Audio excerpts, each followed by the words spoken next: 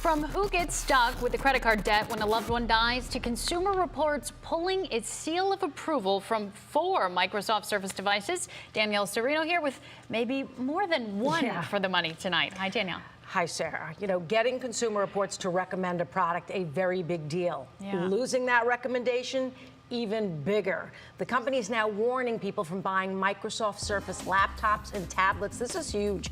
It's because of results from their annual survey where it says 25% of Surface devices break within 2 years. And when they say break, they're saying that something happens that keeps the computer from working the way the owner expects.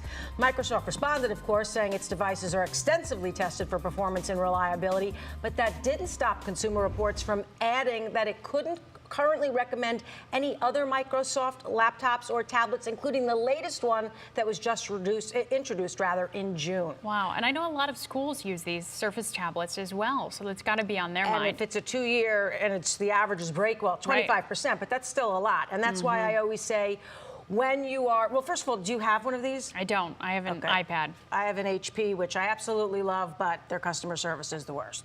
But it's a good computer. Anyway, now I always say when you make a big purchase like that, use a credit card, not a debit card, because you get better protections. But there are a couple of cards you might want to keep in your wallet because, good to know. Do you ever notice you have fee after fee after fee on your cards? It's crazy. There's a new study about creditcards.com, which surveyed 100 popular cards, and it shows the average card charges 6 late fees, everything from late payments, balance transfers, to over-limit fees, foreign transaction fees. The biggest offender, First Premier credit card, 12 possible fees they charge. Just behind them, Secured Bank Americard with 11. Blue Sky and Hilton Honors, both from Amex, they had 10, as well as KeyBank's rewards cards. The most fee-friendly credit card, the Pentagon Federal Credit Union Promise Visa, with just 1, and there are several Capital One cards as well with just 2 possible fees. Now, do you know what the most common fee is? Late fee? Late fees up to $37 a pop for some of these cards. And I put all the lists of the cards on our website. Have to check that out. Now, obviously, the more you use your credit cards, the more likely you are to have debt. And as morbid as this sounds, did you ever wonder, like, what happens when somebody dies and they have credit card debt? Who pays for it? What is the answer to that? That was actually the #1 story viewers told me they wanted to know about. And the answer, well, it depends on who signed for the account.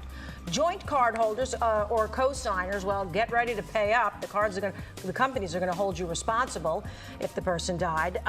If the person who did die is the sole card holder, well, that debt fortunately dies with them, unless you're in a community property state, which we are not.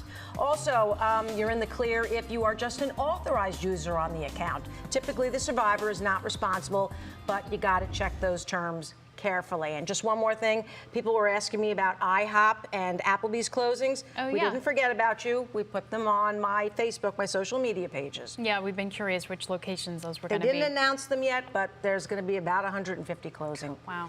And that is one for the money. Yeah, or a few. Thanks, Danielle.